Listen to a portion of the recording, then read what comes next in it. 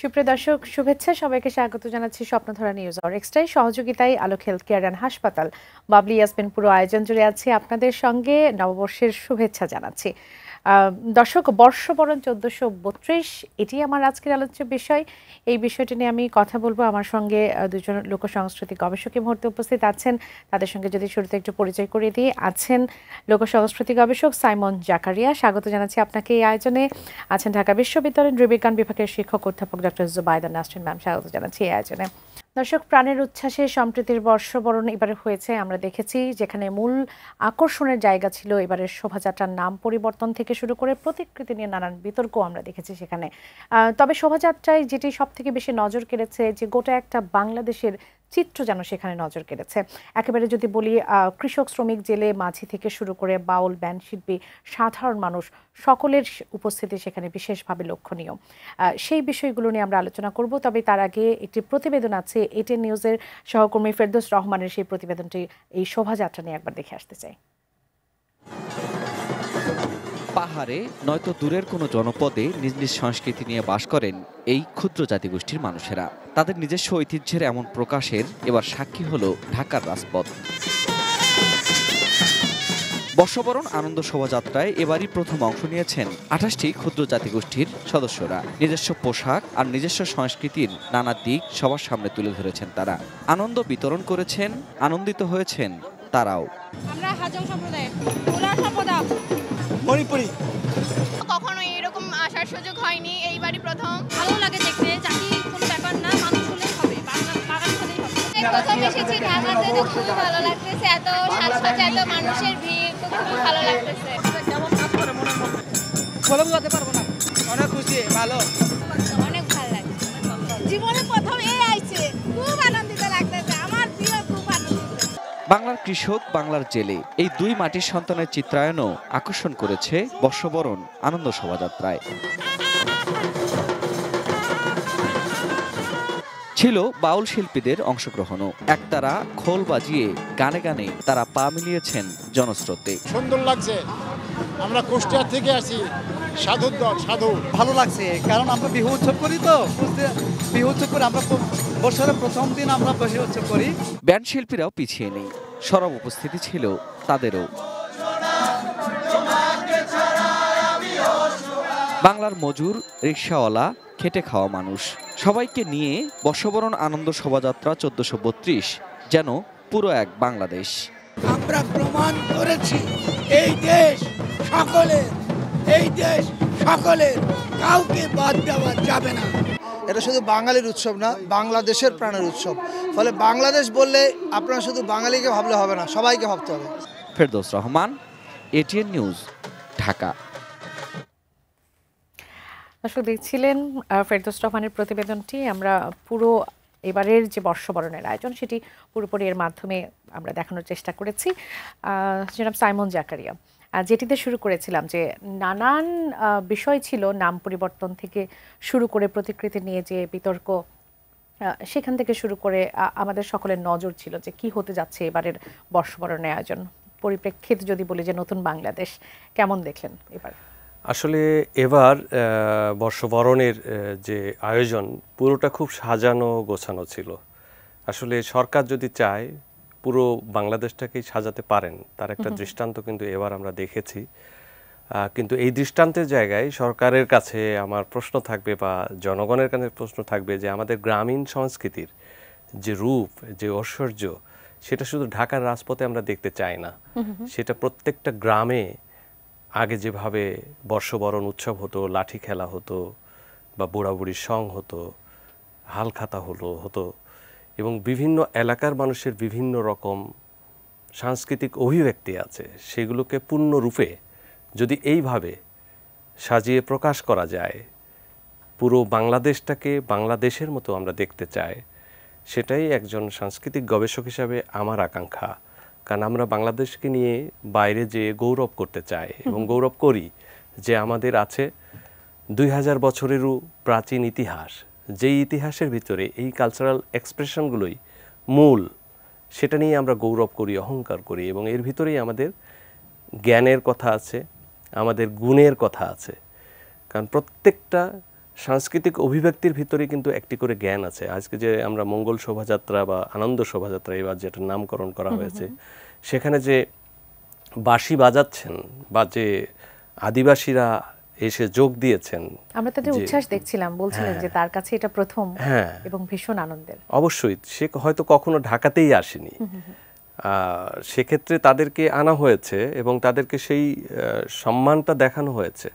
কিন্তু এই সম্মানটা, আমি যেটা প্রশ্নটা করছি সেটা হলো যে প্রত্যেকটা বাংলাদেশের গ্রামে গ্রামে কিন্তু এই সম্মানটা আমাদের সাংস্কৃতিক অভিব্যক্তি যারা চর্চা করে তারা চায়, আমাদের বাউল ফকিররা চায়, আমাদের সাধক শিল্পীরা চায়, আজকে যারা অষ্টক গান করে তারা সেটা চায়, আজকে যারা কুষাণ গান করে তারা এই একই রকম সম্মানটা চায়, আজকে যারা অন্যান্য বিচার গান করে তারাও কিন্তু এই সম্মানটা চায়। কারণ আজকে পহেলা বৈশাখ দেখে, এই রকম সাজানো অনুষ্ঠান দেখে আমরা যদি আবেগাক্রান্ত হই, আমাদের পিছনে কিন্তু আরেকটি ইতিহাস আছে। আমরা দেখছি এই সময়ে বাংলাদেশে 105টির বেশি মাজার ভাঙা হয়েছে। সেখানে বাংলাদেশের কালচারাল অভিব্যক্তিটা যেভাবে প্রকাশ পায় এবং তার সঙ্গে কিন্তু আমাদের দেশের লোকশিল্পীদের একটা প্রাণের যোগ আছে, ব্যবসায়ীদের একটা যোগ আছে। কারণ একটি মাজার যখন গড়ে ওঠে, মাজারের সামনে আমরা দেখি যে অনেক দোকান বসে, সেই দোকানের সঙ্গে কিন্তু অর্থনৈতিক একটা সম্পর্ক যুক্ত আছে। সেখানে মোমবাতি বিক্রেতা থেকে শুরু করে মানে আগরবাতি বিক্রেতা, কাপড় বিক্রেতা সবাই থাকছে এবং ছিন্নমূলরা কিন্তু মাজারে যেয়ে তারা স্থান পায়, তারা সেখানে খাবার পায়। মাজারে মানুষ কেন যায়? একটা তৃপ্তির জন্য যায় বা একটা জ্ঞানের জন্য যায়, একটা অন্বেষণের জন্য যায়। কিন্তু সেই জায়গাটার সেই ক্ষতগুলো কি আমরা পূর্ণ করতে পারবো?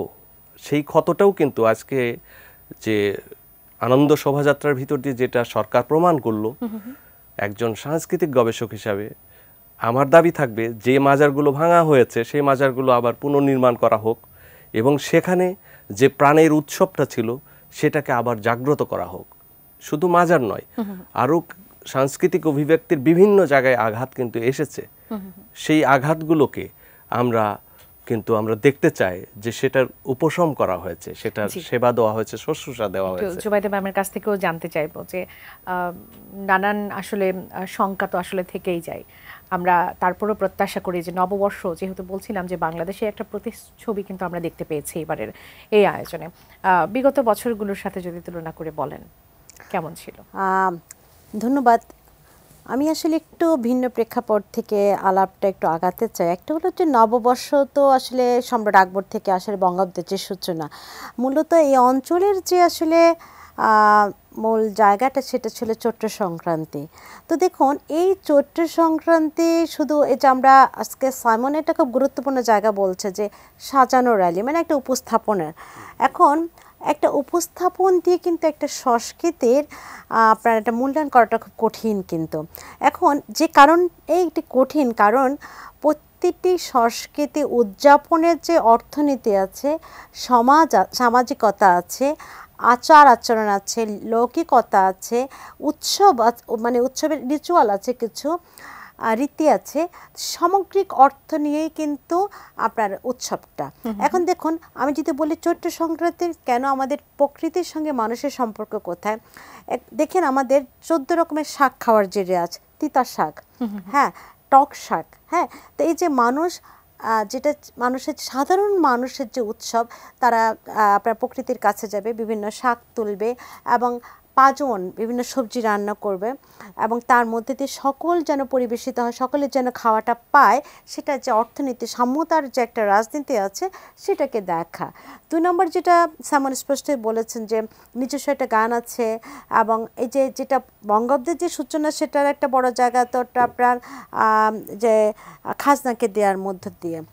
এর আগে আমরা যদি বলি হালখাতা, ভীষণভাবে আমি যে মফস্বল শহরে বড় হয়েছি, আমাদের কাছে ভীষণভাবে এখন আমার মনে হয় যে হালখাতাটা খুব আনন্দ ছিল, যে আপনার ব্যবসায়ীরা সকলকে ডেকে যে মিষ্টি মুখ করাবেন এবং যে একটা অর্থনীতির সূচনা করেন যে বাকি একটু একটু দাও, আবার নতুন বছরে তোমার একটা নতুন করে তার খাতা খোলা হচ্ছে। হ্যাঁ, তারপরে যেটা বলা হচ্ছে যে মানুষের একটা মেলা বসতো, এইটাকে কেন্দ্র করে একজনের আদান প্রদান, সেই সময় যে আসলে অর্থনীতির যে লাভ ক্ষতির মূল্যায়নের যে মানুষের একটা পারস্পরিক যে লেনদেনের সম্পর্ক সেটা কিন্তু গুরুত্ব পেত না। এরকম খেলাধুলা ছিল, সেটাকে কেন্দ্র করে দূর দূরান্ত থেকে যাত্রা আসতো, যেটা সামনে বলছে ফকিররা আসতো, গান করতো, এটা কিন্তু এবং বিভিন্ন জায়গায় কিন্তু আমরা মাইকিং করা হতো যে আজকে এরা আসবে। তো এই যে একটা মানুষের সঙ্গে মানুষের মেলবন্ধনের জায়গাটা, সেটা কিন্তু আমার মনে হয় যে উদযাপনের একটা বড় জায়গা। হ্যাঁ, আমি কি উদযাপন করছি এখন, এই যে আপনি একটা প্রথমে যে বিষয়টি শুরু করেছেন যে যে নামকরণ নিয়ে যে রাজনীতি দেখলাম, তো আমি এই প্রশ্নটা পাঠতে চাই আসলে আনন্দ থাকলে কি সমস্যাটা হতো, মানে যদি আনন্দের জায়গায় যদি আমাদের মঙ্গল থাকতো, মঙ্গল থাকলে কি সমস্যা হতো? আসলে মঙ্গলের মধ্যে কি আনন্দ নেই? মঙ্গলের মধ্যে কি দুঃখ আছে? মঙ্গলের মধ্যে কি আশীর্বাদ নেই? এখন এই যে একটা মানে খারিজ করা রাজনীতির মধ্যে আমরা পড়ে গেছি, যে এটাকে বিভিন্ন রকমের আপনার অ্যাঙ্গেল থেকে দেখে এবং স্পষ্টতই এটি একটি ধর্মীয় গোষ্ঠীর যে মঙ্গল একটা হিন্দুয়ানি শব্দ, এটাকে বাদ দিতে হবে।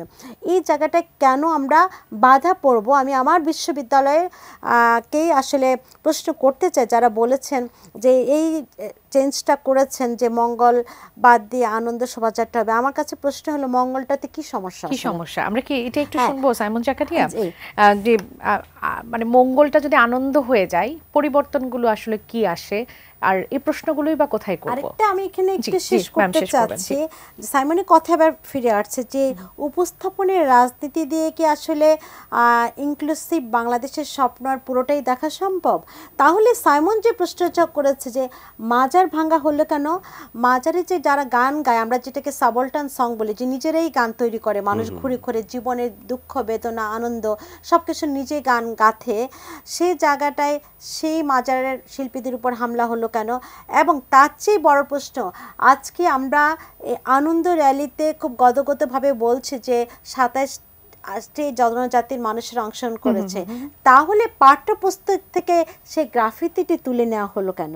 তাহলে এই যে ইনক্লুসিভ পলিটিক্স, তাহলে যে পাঠ্যপুস্তকে হিন্দু মুসলিম বৌদ্ধ খ্রিস্টান আদিবাসী যুক্ত ছিল, তাহলে একটি ধর্মীয় গোষ্ঠীর আন্দোলনের কারণেই সেই গ্রাফিতি তুলে নেওয়া হলো, এবং পরবর্তীতে যখন বাংলাদেশে বসবাসরত আদিবাসীরা সেটার প্রতিবাদ করলো, সে গ্রাফিতিতে যুক্ত করা হলো না। সুতরাং একটি র্যালি মধ্য দিয়ে যে আসলে আমরা অন্তর্ভুক্তিমূলক সমাজ ও রাষ্ট্রকে তৈরি হয়েছে বলে একটা মানে কি বলবো, একটা খোশ মেজাজে আছে, এটা আমার কাছে মনে হচ্ছে যে এটা একটা মানে বিক্ষিপ্ত একটা আলোচনা হতে পারে। সামগ্রিকভাবে আসলে একটা বড় রাজনীতিকে আড়াল করে, বড় রাজনীতি আলাপ বাদ দিয়ে এই একটি দিনের একটি র্যালিকে কেন্দ্র করে যদি আমরা এটিকে মানে একটা খোশ মেজাজের অংশ হিসেবে দেখি, তাহলে আমার কাছে মনে হয় যে পুরো যে একটা চৈত্র সংক্রান্তি কিংবা বর্ষবরণ কিংবা অন্তর্ভুক্তিমূলক সমাজ এবং রাষ্ট্রের রাজনৈতিক অর্থনীতি, সে আলাপটাই আগাবে না। সেই রাজনীতি বা কেন আসে সেটা নিয়েও নিশ্চয়ই আমরা আলোচনা করব। জনাব সাইমন জাকারিয়া, যেমনটি আপনার কাছে জানতে চাচ্ছিলাম যে মঙ্গলে ম্যামও বলছিলেন যে মঙ্গলে কি আসলে আনন্দ নেই, মঙ্গলে কি দুঃখ আছে, মঙ্গলে কি আসলে সমস্যাটা আসলে মঙ্গলে কোথায়, আর আনন্দ যুক্ত হলে সেখানে নতুন করে কি যুক্ত হলো, পরিবর্তনটা আসলে কোথায়? আসলে কণা খুব সুন্দরভাবে বলেছেন যে আসলে এটা রাজনীতি হচ্ছে খারিজের রাজনীতি, অর্থাৎ আমি যেটা করব সেটাই একমাত্র ভালো, ঐতিহ্যের যেটা ধারাবাহিকতা ছিল সেটা ভালো নয়, এরকম একটা সংস্কৃতি। আজকে যেমন আমি একটি আশ্রমে গিয়েছিলাম, কবি সৈয়দ তারিক একটি সুফি সাধন কেন্দ্র স্থাপন করেছেন, সেটার আজকে উদ্বোধনী ছিল। সেখানে কিন্তু আমি দেখলাম যে সব ধরনের মানুষ সেখানে যুক্ত হয়েছে, একদম উচ্চশিক্ষিত লোকজনও আছে, কম শিক্ষিত গ্রামের কৃষকরাও আছে। সেখানে একজন আমাকে প্রশ্ন করলো যে আপনি কি কোন ধর্মের মানুষ? তা আমি বললাম আমাকে দেখে কি মনে হচ্ছে? তো বললো যে না, আমি জানতে চাই। আমি বললাম আমি মানুষ, এটাই আমার ধর্ম। তখন সে অদ্ভুতভাবে, আমি এবং আমার স্ত্রী আমার সঙ্গে ছিল, দুজনের দিকে তাকিয়ে বলল আসলে আপনাদের দেখে খুব সুন্দর লাগছে। এই যে মঙ্গল চিন্তাটা আসলে এর উপরে নির্ভর করে, অর্থাৎ আমরা পরিচিত হতে চাচ্ছি ধর্ম দিয়ে, দেশটাকে, দেশের মানুষকে, দেশের সংস্কৃতিকে সবসময় আমরা খারিজ করতে চাচ্ছি ধর্মের একটা পরিচয় উল্লেখ করে। অথচ আমাদের ফকির লালন শাহ কিন্তু বলেছেন যে আছে কোন মানুষের বসত, কোন দলে ওরে মানুষ মানুষ সবাই বলে। আমাদের সেই মধ্যযুগের কবি, প্রাচীন যুগের কবিরা যে সাধনা করেছেন, সেই সাধনায় তারা একটি জিনিসই চেয়েছিলেন, সেটা হলো প্রেম এবং মানুষকে মানুষের পরিচয়ে পরিচিত করা। আমরা যদি নতুন বাংলাদেশে নির্মাণ করতে চাই, তো মানুষকে মানুষের জায়গা থেকে সেই মর্যাদা দিতে হবে। মানুষের পরিচয় থেকে যদি আমরা মানুষকে পরিচিত করতে পারি, তখন কিন্তু মঙ্গল, আনন্দ এসবে কোনো আর বিভেদ থাকবে না। তখন একে অপরকে খারিজ করার প্রশ্নটা আসবে না, তখন কিন্তু পরস্পরকে আলিঙ্গন করার প্রশ্ন আসবে। যেমন সরকার এবার খুব সুন্দরভাবে যত্ন নিয়ে বিভিন্ন প্রতিষ্ঠানের মাধ্যমে এতগুলো মানুষকে ঢাকায় সম্মিলন করলেন, কিন্তু এই উৎসবটা তো মূলত করতো ঢাকা বিশ্ববিদ্যালয়ের চারুকলা অনুষদ। আমরা তো চারুকলা অনুষদের নিজের যে অভিব্যক্তি ছিল তার থেকে অনেক বেশি বিস্তৃত, অনেক বেশি বর্ণিল হয়েছে, কারণ এটা সরকার চেয়েছে। তো সরকারের আকাঙ্ক্ষাটা সেই রকম যদি মানুষের মঙ্গলের জন্য হয়ে থাকে, তাহলে আমার মনে হয় নাম নিয়ে বিতর্ক করার আর প্রসঙ্গটা আসবে না। একটা অংশের ছাত্রছাত্রীরা আমরা দেখেছি এটার প্রতিবাদ জানাতে, যে আমাদের কথা বলা হচ্ছে যে আমরা এটা পরিবর্তনের সাথে আছে, কিন্তু আসলে আমরা এই পরিবর্তনটা চাইনি। এই বিষয়গুলো আসলে এই আক্ষেপের জায়গাগুলোকেই বা কিভাবে দেখেন? আসলে আমরা বলি যে ইউনেস্কোর কিন্তু ইনটেনজিবল কালচারাল হেরিটেজের একটা স্বীকৃতিপ্রাপ্ত একটি অংশ এই মঙ্গল শোভাযাত্রা। মঙ্গল শোভাযাত্রা আপনি পরিবর্তন করছেন আনন্দ শোভাযাত্রা, এটা কিন্তু হিস্ট্রি থেকে, মানে ইতিহাস থেকে, আন্তর্জাতিক পরিমণ্ডল থেকে সেটাকে কিন্তু আপনি বাদ দিতে পারছেন না। অর্থাৎ আমি আমার নিজের ইচ্ছের কারণে বা কিছু মানুষকে খুশি করার জন্য এটাকে পরিবর্তন করছি, কিন্তু আমরা যারা গবেষণা করি তারা কিন্তু আমরা আমার ইচ্ছে দিয়ে আমি কোনো কিছু পরিবর্তন করতে পারি না, কারণ একটা ইতিহাসের অংশ। এখন তাহলে ইউনেস্কোকে আপনাকে চিঠি লিখতে হবে যে আমাদের এটার নাম পরিবর্তন হয়ে গেছে, কিন্তু ইউনেস্কোর পক্ষে ওটা সম্ভব না তাদের ওয়েবসাইট থেকে ওইটার নাম পরিবর্তন করে আনন্দ শোভাযাত্রা যুক্ত করা। তারা হয়তো হিস্টোরিক্যালি যখন করবে তখন কিন্তু ওটা উল্লেখ করবে যে এটা একসময় এই নাম ছিল, কিন্তু পরবর্তীতে একটি সময়, বিশেষ একটি সময়ে এটার নাম এই হয়েছে, কিন্তু সেখান থেকে তো নাম পরিবর্তন হয়ে যাচ্ছে না। অবশ্যই না, অবশ্যই না, কারণ এটা তো সরকারকে কিন্তু রিপোর্ট করতে হবে ইউনেস্কোকে। ইউনেস্কোর অন্তর্ভুক্তমূলক একটি রাষ্ট্র কিন্তু বাংলাদেশ। স্টেট পার্টিকে সবসময় প্রতি বছরই ইয়ারলি রিপোর্ট দিতে হয়, যেগুলো ইনটেনজিবল কালচারাল হেরিটেজের স্বীকৃতি পায় সেগুলো সুরক্ষায় সরকার কি করছেন এবং জনগণের অন্তর্ভুক্তিমূলক অংশ কতটুকু আছে সেগুলো সম্পর্কে কিন্তু প্রতিবেদন দিতে হয়। তখন কিন্তু তারা এইগুলো হয়তো লিখবে যে আমরা এবার অনেক বেশি মানুষের সংযোজন করেছি অতীতে যেটা ছিল। হ্যাঁ, এটা অবশ্যই ভালো উদ্যোগ, কিন্তু সেই ভালো উদ্যোগের পাশাপাশি আমি নাম পরিবর্তনের বিষয়টাকে পরিবর্তন করার প্রাসঙ্গিকতা দেখি না। আমি পরিবর্তন করতে পারি, সংস্কৃতির ভিতরের রূপান্তরটা হতে পারে, কারণ আমরা বলি যে পরিবর্তনশীল সাংস্কৃতিক ঐতিহ্য, মানে সংস্কৃতির স্বভাবই এই এক এক সময় সেটা পরিবর্তন হতে থাকে। একটি গান যখন একজন শিল্পী করেন, সেই গানটি আবার পরক্ষণেই যখন ওই শিল্পীর কাছে শুনতে চাবেন, তখন দেখবেন যে ওই গানের ভিতর একটু পরিবর্তন চলে আসে। এই জন্য হলো ইনটেনজিবল হেরিটেজকে আমরা দেখি পরিবর্তনশীলতা। যেমন মঙ্গল শোভাযাত্রার বিষয়টাও কিন্তু তাই, অতীতে একটি নাম ছিল, পরবর্তীতে নাম হয়েছে, কিন্তু একটা নাম কিন্তু পরবর্তীতে সর্বজন গ্রহণযোগ্যতা পেয়েছে এবং সেটা নিয়ে মানুষের ভিতরে এক ধরনের গ্রহণযোগ্যতা তৈরি হয়েছে এবং মানুষ সেটা নিয়েই কিন্তু সারা বাংলাদেশের শহরে শহরে সেই সংস্কৃতিটার চর্চা একটা কেন্দ্র গড়ে উঠেছিল। জুবাইদা ম্যাম, আপনার কাছে আসি। আমরা অনেকগুলো বিষয় নিয়ে শুরুতে আলোচনা করে ফেলেছি, তারপরে যদি একটু বিস্তারিতভাবে বলতে চাই, কারণ বাংলা নববর্ষ তো যে আমাদের ঐতিহ্যগত সংস্কৃতির একটা অবিচ্ছেদ্য অংশ। নানান সময়ে নানান বাক বদল ঘটেছে, সেখানে বাক বদল ঘটতে ঘটতে আমাদের ঐতিহ্য, আমাদের সংস্কৃতি এখন এসে আসলে কোথায় দাঁড়িয়েছে? দেখুন, সংস্কৃতি কোনো স্ট্যাটিক বিষয় না যে একই রকম থাকবে। সংস্কৃতি কোনো একক বিষয় না যে এর কোনো পরিবর্তন হবে না। সংস্কৃতি কোনো স্থির বিষয় না যেটা ছবির মতো রাখতে হবে। হ্যাঁ, তো এখন কিন্তু কিছু জায়গা থাকবে সংস্কৃতির যারা এজেন্সি, যেমন এই যে চৈত্র সংক্রান্তির যে আলাপ আমি তুলেছি, সেটির পুরো এজেন্সি ছিল বাংলাদেশের বা এই অঞ্চলের, যেহেতু এটা একটা এই অঞ্চলেরই একটা উৎসব চৈত্র সংক্রান্তি, আমি বলবো না শুধু বাংলাদেশ, এটা ভারতে অনেক জায়গায় হয়। তো সেটি কিন্তু ছিল একদম সাধারণ শ্রমজীবী মানুষ যারা মাটির সঙ্গে সম্পর্কিত, তাদের কাছে ধরুন চড়ক পূজা হতো, শিব পূজা হতো এটাকে কেন্দ্র করে, এবং যেটা হলো যে মানুষে মানুষে মেলবন্ধনের যে পিঠাপুলি এর বাড়িতে যা, এবং কৃষকদের উৎসব ছিল আসলে চৈত্র সংক্রান্তিটা। তো এখন পরিবর্তনের নামে যখন কর্তৃত্বের জায়গা চলে আসে, আপত্তিটা কিন্তু তখনই ওঠে যে কেন সাধারণ শ্রমজীবী একজন কৃষকের উৎসবটি তার কাছ থেকে হাতছাড়া হয়ে যাবে, সে এজেন্সিহীন হয়ে যাবে, এবং সেটি কেন একটি দেশের একটি মন্ত্রণালয়ের কর্তৃত্বে হবে। এবং সংস্কৃতির যে মরলীপনা, সংস্কৃতির যে একটা মানে আমরা বলবো যে বেনিয়া তৈরি হচ্ছে, যে এখন পয়লা বৈশাখ মানে আপনি দেখেন ব্যবসা, যে সাদা শাড়ি লাল পাড়ের দোকানপাট তৈরি হচ্ছে, তো এটা নিয়ে মানুষজন বিশাল কেনাকাটা করছে। হ্যাঁ, এই কেনাকাটাটা এখন শোরুমে হচ্ছে, কিন্তু এই কেনাকাটাটা হওয়ার কথা ছিল গ্রামের মেলায় টেপা পুটুলির মধ্য দিয়ে, মাটির। হ্যাঁ, এই কেনাকাটা হওয়ার কথা ছিল পুতুল নাচের মধ্য দিয়ে, যে মানুষের মধ্যে একটা টোকেন মানি দিয়ে মানুষ একটা নিজস্ব একটা যাত্রা দেখবে, নিজস্ব পারফরমেন্স দেখবে। সেখানে কিন্তু ভাড়া করা লোকের উপস্থিতি ছিল না। কেন? এই একটা আয়োজনের একটা সামগ্রিকতা আছে, ব্যবস্থাপনা আছে, সেটা ঢাকা শহরে যে কতজন লোক হলো সে গুনতির মধ্যে পড়ে গেল।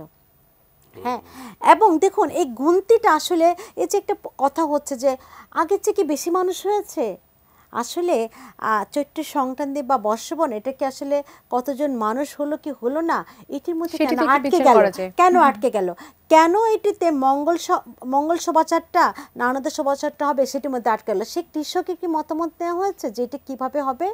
এখন দেখুন বারবার বলছে জনগণ চাচ্ছে, ছাত্রছাত্রীরা চাচ্ছে। বাংলাদেশের সবচেয়ে বেশি ব্যবহৃত শব্দ জনগণ, এলাকাবাসী, তারপরে আপনার তৌহিদি জনতা, সবাই।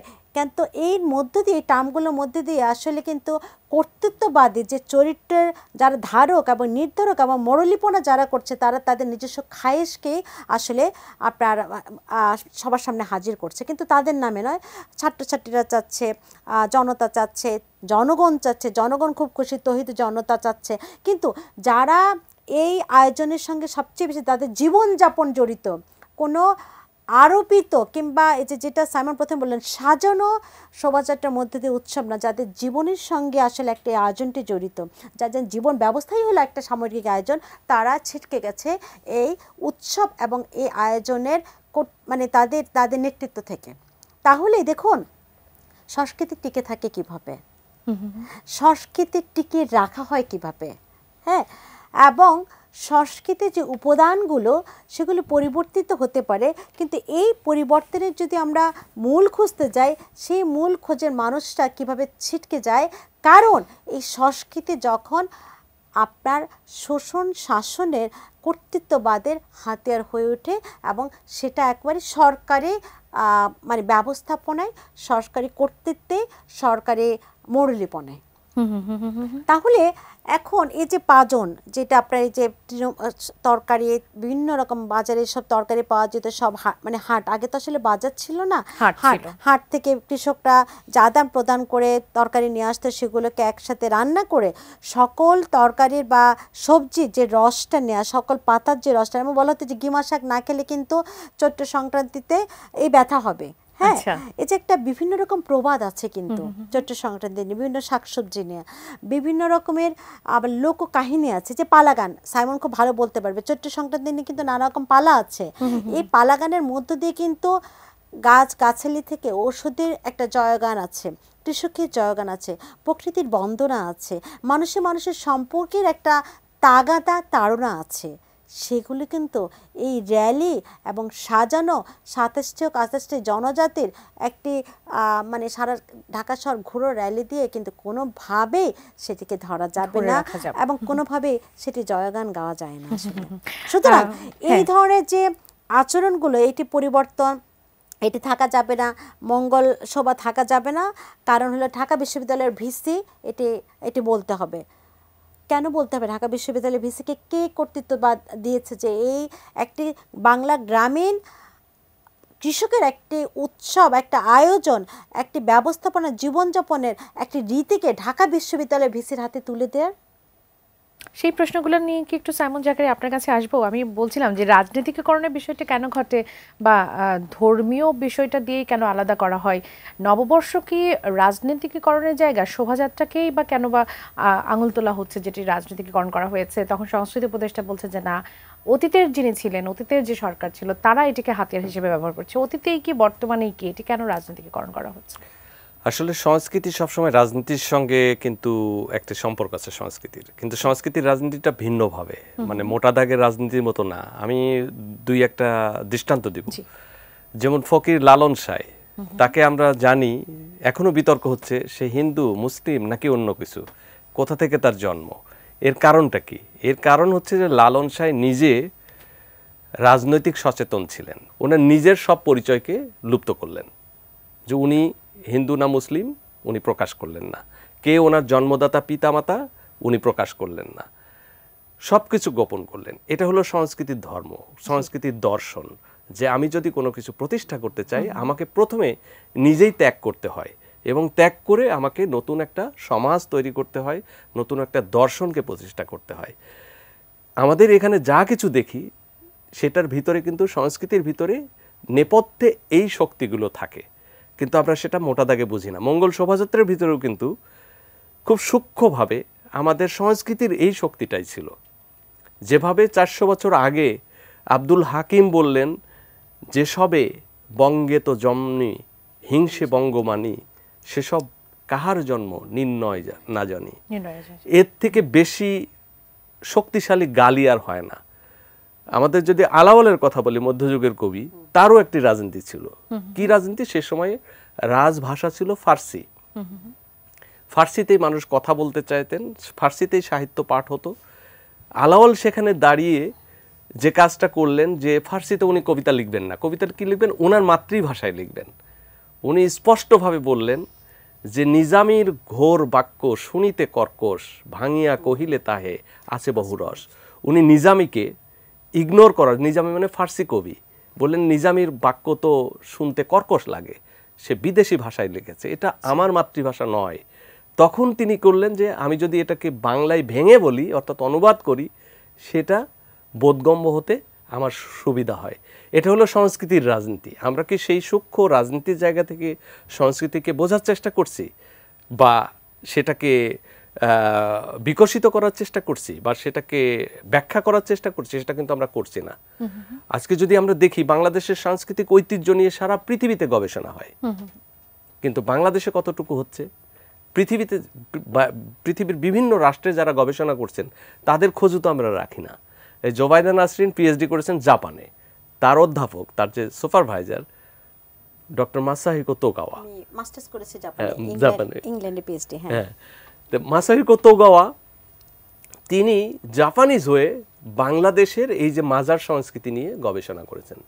জাপানিজ ভাষায় তিনি বই লিখছেন, সাধুদের দেশে, বাংলাদেশকে বলতে নেন সাধুদের দেশে। উনি মাঝভান্ডারী শরীফে গিয়েছেন, লালন শাহের মাজারে গেছেন, এরকম বাংলাদেশের যতগুলো মাজার আছে সবগুলো মাজারের মানুষের সঙ্গে সরাসরি কথা বলেছেন। সেই কথাগুলোই তিনি লিখেছেন যে এই দেশের মানুষ কি ধারণা করে। যেমন আমরা যত ধর্ম আচরণের যতগুলো বাহ্যিকভাবে করি, এর গভীর জায়গাগুলো কি, সেগুলো কিন্তু তার লেখার ভিতরে ব্যাখ্যা আছে। আমরা যদি দেখি যে মার্কিন যুক্তরাষ্ট্রের ক্যারল সলোমন, তিনি শুধু লালনের গানের অনুবাদ করার জন্য বাউল ফকিরদের সঙ্গে থাকলেন, খোদা বক্সায়ের সঙ্গে প্রায় 30 বছর থাকলেন। সে গ্রামে যে তার পিএইচডি হচ্ছে কালিকামঙ্গলের উপরে, সে অধ্যাপনা করতেছেন শিকাগোতে, ওয়াশিংটনে, এবং সে বাংলাদেশের লালন ফকিরের গানের বাংলা প্রামাণ্য পাঠ আমরা আজও করতে পারিনি।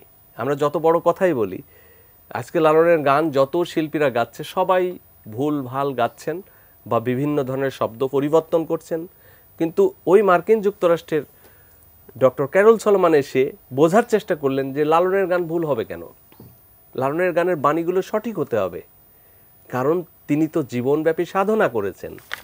তা আমরা যদি আমাদের সংস্কৃতিকে পরিপূর্ণভাবে শ্রদ্ধার জায়গা থেকে, ভক্তির জায়গা থেকে, ভালোবাসার জায়গা থেকে যদি গ্রহণ করি দেখানোর জায়গা থেকে না, সাজানোর জায়গা থেকে না, পারফরমেন্স করার জন্য নয়, সেটাকে রিচুয়াল আকারে সেটা যদি আমরা ধারণ করতে পারি, তখন কিন্তু আমাদের এই সংস্কৃতি নিয়ে রাজনীতি, যেটা সেটি হয়তো খুব সুন্দরভাবে বলছিলেন যে সংস্কৃতি নিয়ে রাজনীতি করার দরকার নাই। তো শিল্প উপদেষ্টা আদিলুর রহমান খান বলেছেন যে পাহাড় থেকে সমতল সারা দেশে সবার অংশগ্রহণের মাধ্যমে বর্ষবরণ আনন্দ শোভাযাত্রা চলছে সারা দেশে।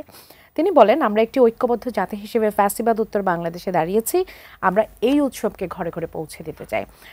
ঘরে ঘরে পৌঁছানোর বিষয়টি কি নতুন করে ঘরে ঘরে এর আগে ছিল না, বা এটিকে আসলেই ঘরে ঘরে যাচ্ছে? আপনি এতক্ষণ অনেক ব্যাখ্যা করেছেন যে আসলে যেই অরিজিনটা থাকার কথা, যেটি নিয়ে আসলে আমাদের উৎসব করার কথা, সেটি তো আসলে হচ্ছে না। আপনার কাছে কি বার্তা? আসলে আদিল ভাইয়ের কথার যৌক্তিকতার আমি প্রশ্ন তুলব না, বরং আমি ভিন্ন যুক্তি মানে পেশ করতে চাই এখানে।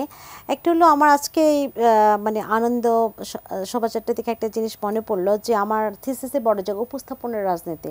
এখন দেখুন, খুব ইন্টারেস্টিং যে বাংলাদেশে একটা ব্র্যান্ডিং আছে, বিউটিফুল বাংলাদেশ, দেখবেন আপনারা ভিডিও আছে এবং বিভিন্ন দূতাবাসে কিন্তু ছবি আছে, ভিজিট বিউটিফুল বাংলাদেশ, যেখানে আদিবাসীরা ছবি আছে। এবং বাংলাদেশে পর্যটন জায়গা কর্পোরেশন সবচেয়ে বেশি ব্যবহার করা হয়, এবং স্ট্যাম্প যদি দেখেন বাংলাদেশের 50টি আদিবাসী জনগোষ্ঠীর নারীদের ছবি দিয়ে স্ট্যাম্প করা হয়েছে, যে বাইরের লোকজন দেখবে আমাদের বৈচিত্র্যপূর্ণ জনগোষ্ঠী আছে। এবং এখানে যখন বিদেশিরা আসে তখন তাদেরও জন্য কিন্তু এই আদিবাসী নাচ দেখানো হয়। হ্যাঁ, যে আমরা বৈচিত্র্য, মানে বাংলাদেশ খুব বৈচিত্র্যপূর্ণ দেশ, কিন্তু এই আদিবাসীরা যখন তাদের স্বীকৃতির দাবি করে, সরকার বলে না না, বাংলাদেশের কোনো আদিবাসী নাই। এবং আরও গুরুত্বপূর্ণ, বিদেশিরা যখন এই পোস্টার টোস্টার দেখে বাংলাদেশে আদিবাসীদের দেখতে আসে, তখন হোম মিনিস্ট্রির আবার অনুমতির দরকার হয় বিশেষ, কারণ তারা তখন ষড়যন্ত্রকারী হয়ে যায়। তো এখন এই যে ঘরে ঘরে পৌঁছানোর কথাটা বললেন, এখানে আমার আপত্তি নয়, বরং আমি দেখতে পাচ্ছি যে এগুলো নির্দিষ্ট কিছু লোকজনের ঘরে ঘরে আলাপচারিতারা পাঠ। হ্যাঁ, এখন কেন পাঠ হচ্ছে? এই ইনক্লুসিভ যে পলিটিক্সে সবাই আসলো, বললেন যে সবাই, এটা সবার পাহাড় থেকে সমতলে। তো এই পাহাড় থেকে সমতলে হলেই আমরা দেখতে পাচ্ছি সরকার আদিবাসী বলছে না। যখন এই বিভিন্ন প্রেস কনফারেন্স ভাষণ বলছে না, আদিবাসী বলেন না, ক্ষুদ্র নিগোষ্ঠী বলেন, ক্ষুদ্র নিগোষ্ঠী বলেন। হ্যাঁ, এখন গ্রাফিতি তুলে ফেলা হলো, কয়েকজন দাঁড়িয়ে গেল, বলছে যে না, এটা রাখা যাবে না, সরকার গ্রাফিতি তুলে দিল। এবং আমরা দেখলাম এই সরকার আসার পরপরই কয়েকদিনের মধ্যে কিন্তু হিল ট্র্যাক্সে আপনার বড় ধরনের সহিংসতা হলো। এবং যে নিরাপত্তার বিষয়টি, সেটা কিন্তু এখন পর্যন্ত সরকারের নিরাপত্তার জায়গাটি সরকার নিয়ন্ত্রণে নাই, আইনশৃঙ্খলা পরিস্থিতির মধ্যে নেই। তাহলে আসলে এই যে পাহাড় সমতলে সকল মানুষের মধ্যে একেবারে খুব খোশ আমদেদ বয়ে যাচ্ছে, এই জায়গাটা আসলে, এই জায়গাগুলো আসলে কোথায় মানে দেখা যাচ্ছে এটা আমি জানি না। একটা র্যালিতে আসলে নাচ গানের মধ্য দিয়ে যদি আসলে আমরা বলতে পারি যে পাহাড় এবং সমতলে সকলের প্রতি বৈষম্যহীন এবং সকলের প্রতি আপনার সমানভাবে আমরা দেখে সকলের নিরাপত্তা নিশ্চিত করা হচ্ছে, সকলকে সমানভাবে গুরুত্ব দিয়ে পাঠ্যপুস্তকে হাজির করা হচ্ছে, সকলের প্রতি আমরা আদিবাসী স্বীকৃতি দেওয়া হচ্ছে, তাহলে কিন্তু আমরা এটা বলতে পারি যে এই বর্ষবরণ কিংবা সকল উৎসব সকলের জন্য সমান। না হলে বলা যাবে না। কিন্তু জি, জনাব সাইমন জাকারি, আমরা শেষ অংশে আছি। পয়লা বৈশাখ উপলক্ষে আমাদের অন্তর্বর্তীকালীন সরকার প্রধান উপদেষ্টা তিনি একটি ভাষণ দিয়েছেন সবার উদ্দেশ্যে। বলেছেন যে 24-এর গণ অভ্যুত্থান আমাদের সামনে বৈষম্যহীন বাংলাদেশ গড়ে তোলার একটা সুযোগ এনে দিয়েছে, সেটিকে আমাদের হাতছাড়া করা উচিত হবে না কোনোভাবেই। বৈষম্যহীন বাংলাদেশ গড়াই হোক এবারে নববর্ষের আমাদের অঙ্গীকার। আপনার কি মনে হয়, আমরা কি বৈষম্যহীন বাংলাদেশের পথে এখন এগোচ্ছি? আসলে বৈষম্যহীন বাংলাদেশের স্বপ্ন আমিও দেখি, কারণ আমি আমার জায়গা থেকে যে আমাদের দেশে যে সব লোকশিল্পীরা আছে বা ঐতিহ্যগত শিল্পীরা আছে, তারা কিন্তু কোনোদিনই বৈষম্যহীন একটি সমাজ পায়নি, কিন্তু তারা বৈষম্যহীন সমাজের বাসনা করেছে। আমি দেখি যে আমাদের দেশে যত শিল্পী আছে, যেমন কণ্ঠশিল্পীরা আছে, লালনের গান একজন স্টার শিল্পী গাইলে স্টেজে যে সম্মানী পায়, কিন্তু গ্রামের যে লালন ফকিরের অনুসারী, সে ওই গানটা গাইলে তাকে কি সেই মর্যাদা, সেই সম্মান দেওয়া হয়? তো এই বৈষম্য কিন্তু দূর করা দরকার, এবং সেটার উদ্যোগ কিন্তু মানে সরকার থেকেই আসতে হবে।